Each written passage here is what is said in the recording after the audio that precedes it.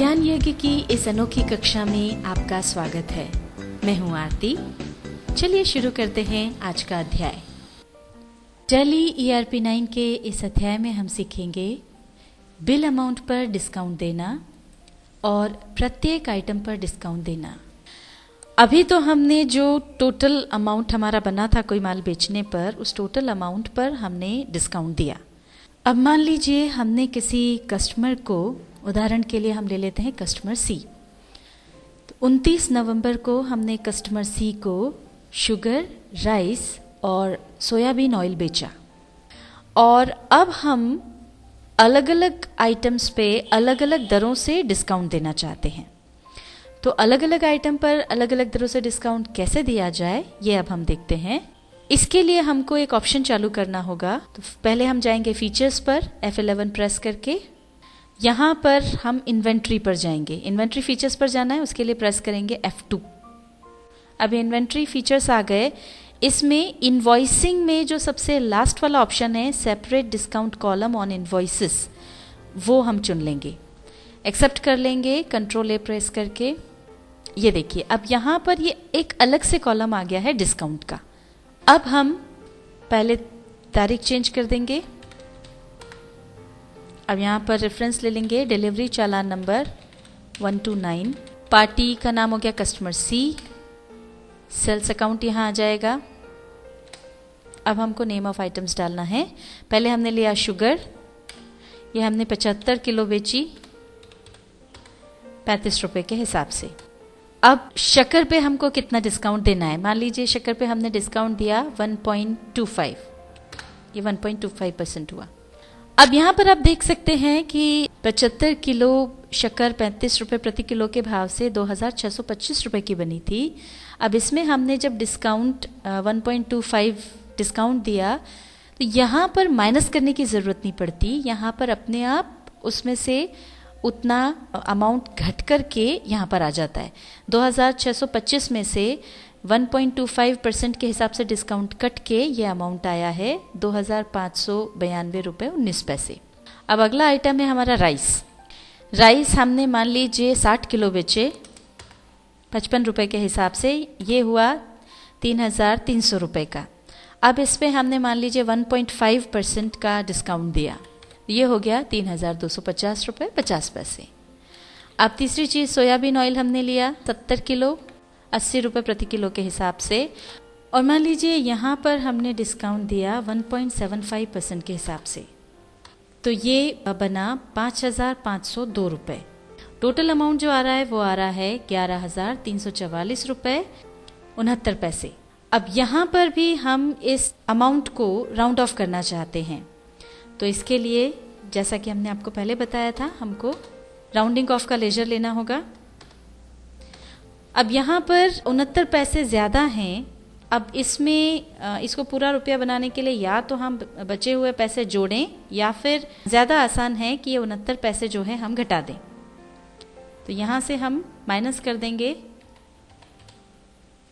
69 पैसे, तो ये राउंड ऑफ होकर के अमाउंट आ गया 11344 रुपये।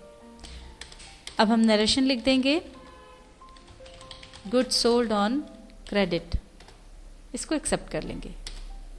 अभी हमने दो तरह से डिस्काउंट की एंट्री करना सीखा। एक तो हमने टोटल बिल अमाउंट पर डिस्काउंट दिया और दूसरा आइटम वाइज डिस्काउंट दिया। अब हम देखते हैं कि ये जो हमने डिस्काउंट की एंट्री की है, इसकी पोस्टिंग कहाँ पर हुई। जैसा कि हमने आपको पहले बताया था कि जो भी ट्रांजैक्शन होता है उसकी जो हम एंट्री करते हैं वो संबंधित लेजर में उसकी पोस्टिंग अपने आप हो जाती है। तो यहाँ पर दोनों तरह से जो डिस्काउंट हमने दिया है उसकी पोस्टिंग कहाँ हुई, बाद में अगर हम उसका रिकॉर्ड देखना चाहते हैं तो वो हमको कहाँ पर दिखाई देगा, ये हम देखते हैं। अब हम पहले उदाहरण लेते हैं, जो टोटल बिल अमाउंट पर हमने डिस्काउंट दिया था उसका। वो जो हमने डिस्काउंट दिया था उसके लिए हमने एक अलग से लेजर बनाया था डिस्काउंट गिवन का। अब अगर हमको डिस्काउंट गिवन का लेजर देखना है तो पहले हम यहाँ से बाहर निकलेंगे एस्केप की दबा के, और अब हम यहाँ पर जाएंगे डिस्प्ले पर, यहाँ से हम जाएंगे अकाउंट बुक्स पर, और यहाँ से हम लेजर में जाएंगे। अब लेजर में हम ये डिस्काउंट गिवन जो है ये वाला लेजर चुन लेंगे। अब ये देखिए 27 नवंबर की एंट्री यहाँ पर है और इसमें हमने 202 रुपये 50 पैसे का डिस्काउंट दिया था। इसकी पोस्टिंग यहाँ हो गई और यहाँ से हमको उसका रिकॉर्ड मिल जाता है। और अगर हम इस एंट्री की डिटेल देखना चाहते हैं तो इसको सिलेक्ट करके हम एंटर प्रेस कर देंगे तो हमको उसकी डिटेल मिल जाएगी। ये देखिए यहाँ पर ये पूरी आपको डिटेल मिल जाएगी कि कितना टोटल अमाउंट कितना था और उसमें से हमने कितना डिस्काउंट दे दिया। अब यहाँ से हम बाहर निकलते हैं। अब यहाँ पर हम केवल एक ही एंट्री देख पा रहे हैं, जबकि एक 29 नवंबर को हमने आइटम वाइज डिस्काउंट दिया था। अब यहाँ पर उस डिस्काउंट की कोई एंट्री नहीं है, तो वो डिस्काउंट कहाँ गया, उसकी पोस्टिंग कहाँ हुई या उसके बारे में या उसका रिकॉर्ड हमको कैसे पता चलेगा। उसके लिए यहाँ से हम बाहर निकलते हैं। अब हमने जो आइटम वाइज डिस्काउंट दिया था वह डायरेक्ट बिल पर ही कट जाता है, इसलिए इसकी पोस्टिंग कहीं पर भी नहीं होती है। इवन डिस्काउंट गिवन का जो लेजर था वहाँ पर भी हमको इस डिस्काउंट की एंट्री नहीं मिली। इसको अगर हम चेक करना चाहते हैं तो इसको हम चेक कर सकते हैं स्टॉक में जाकर के। इसके लिए पहले हम जाएंगे डिस्प्ले पर, यहाँ से हम जाएंगे इन्वेंट्री बुक्स में और यहाँ पर स्टॉक आइटम्स में जाएंगे। अब यहाँ पर हम कोई भी एक आइटम ले लें, मान लीजिए हमने शुगर लिया। अब ये हमने जो डिस्काउंट दिया है ये दोनों ट्रांजैक्शंस नवंबर के हैं, इसलिए हम नवंबर को ओपन कर लेंगे। अब यहाँ हम देख सकते हैं हम बात कर रहे हैं 27 नवंबर और 29 नवंबर के ट्रांजैक्शंस की। अब इसमें हमको क्लियरली दिख जाएगा कि हमने 27 नवंबर को कस्टमर बी को जो माल बेचा, 100 किलो हमने शक्कर बेची। इसकी एंट्री देखने के लिए हमने इसको ओपन किया तो अब यहाँ पर आप देख सकते हैं कि हमने 100 किलो शक्कर बेची 35 रुपए के भाव से, तो ये 3500 की हुई। अब हम देखते हैं 29 तारीख की एंट्री, इसको हम देखते हैं तो यहाँ पर देखिए 35 रुपए प्रति किलो के हिसाब से हमने 75 किलो शक्कर बेची। अब ये जितना भी अमाउंट बनता है उसमें से हमने शक्कर पर डिस्काउंट दिया 1.25% और 1.25% डिस्काउंट जितना भी बनता है वो काट करके जो अमाउंट हमारे सामने आया है वो है 2,592 रुपये 19 पैसे। अब इसको बेहतर तरीके से समझने के लिए पहले हम ये देखते हैं कि 35 रुपए के भाव से 75 किलो शक्कर कितने की बनी। इसके लिए हम यूज़ करते हैं कैलकुलेटर, उसके लिए प्रेस करेंगे कंट्रोल N। अब यहाँ पर हम गुणा करते हैं 75 इंटू 35, तो ये बनता है 2,625 रुपये। तो उस हिसाब से यहाँ पर 2,625 रुपये आना था, पर ये जो अमाउंट बना उस पे हमने 1.25% डिस्काउंट दिया है।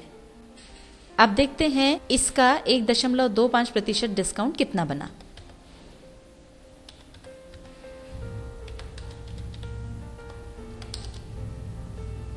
ये इतना डिस्काउंट बना। अब इसको हम घटा देते हैं 2625 रुपए में से।